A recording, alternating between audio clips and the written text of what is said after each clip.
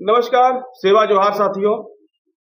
आज का विषय अत्यंत विवादास्पद है, अत्यंत कंट्रोवर्शियल है। अतः कोई भी अवधारणा बनाने से पूर्व मेरा अनुरोध है कि इस वीडियो को पूरा देखें, पूरा देखें, पूरा देखें। हम बात कर रहे हैं कि प्रमाण पत्र की समस्या कब से और कैसे शुरू हुआ, उसके इतिहास के बारे में जान रहे हैं। वर्तमान में कौन कौन सी चुनौतियां हमारे सामने हैं, हम उस पर भी बातें करेंगे। इसके क्रम में पिछले 2 वीडियो में हमने समझा कि अधिकारियों द्वारा उत्पीड़न और भ्रष्टाचार तथा सामाजिक संगठनों के कुछ कार्यकर्ताओं की दलाली प्रथा की शुरुआत के बारे में। दलाली की इस प्रथा का प्रारंभ होने का परिणाम क्या हुआ हमारे सामाजिक संगठनों पे, हमारे समाज के नेताओं पे। एक आपसी संगठनों में आपसी वर्चस्व के लिए संघर्ष शुरू हो गया। इस सीरीज के तीसरे वीडियो में आज का विषय है सामाजिक संगठनों के आपस में वर्चस्व की लड़ाई।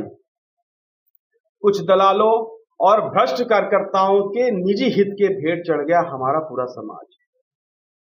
पैसों के बदले पैड लिखकर सत्यापित करने की परंपरा शुरू हो गई और उस समय कुछ ऐसे लोगों के भी प्रमाण पत्र संगठन के पैड के द्वारा बने जिनकी जाति या कह ले उपजाति विवादास्पद रहे हैं, गोंड कम्युनिटी के अंदर ही रहे हैं, लेकिन उन पे फसली पे कुछ दूसरे शब्द थे।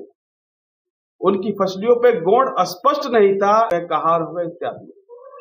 तब तक नैतिक और संवैधानिक रूप से यह सही भी नहीं था।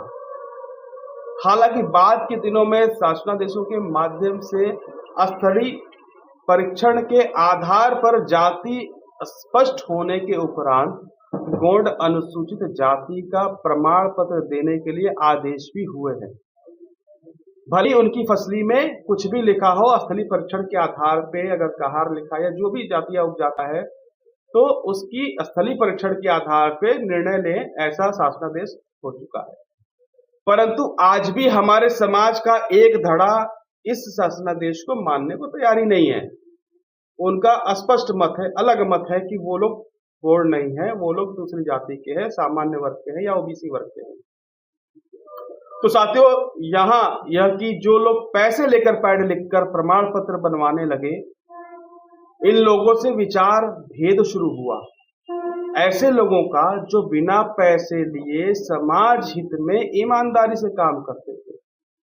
तो 2 प्रकार के लोग हो गए, या कह ले सामाजिक संगठनों के 2 धड़े बन गए, 2 फाड़ हो गए। एक वो जो कहता था कि जिसके फसली पर गोंड लिखा है सिर्फ वही गोंड है, उसी का प्रमाण पत्र बनना चाहिए, जबकि जिसके फसली पर स्पष्ट नहीं है उसका नहीं बनना चाहिए।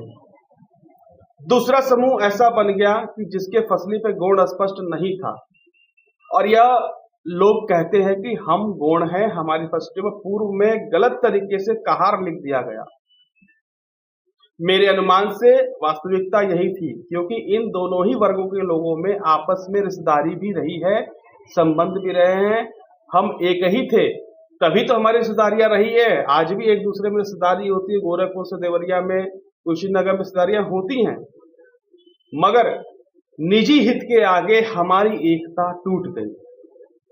इस प्रकार हमारा समाज 2 वर्गों में विभाजित हो गया, बढ़ गया। फिर कई और नेता हुए और सबने अपनी अपनी दुकान चलाने के लिए, जी हाँ, दुकान चलाने के लिए अपनी सुविधानुसार अपने अपने नए नए संगठनों की रचनाएं की। और अखिल भारतवर्षीय गोंड महासभा भी इससे अछूता नहीं रहा। वह भी कई गुटों में बटा, कई खंडों में भक्त हो गया। सब एक से एक नेता। मैं जिसे सत्यापित करूंगा वही असली गोंड है, जिसे दूसरा करेगा वो नकली गोंड है। शुरू हुआ आपसी वर्चस्व की लड़ाई और आज भी यह संघर्ष अनवरत चालू है। इसे समाप्त करना बहुत जरूरी है दोस्तों। होगा कैसे ही, इस पर मैं आगे वीडियो बनाऊंगा।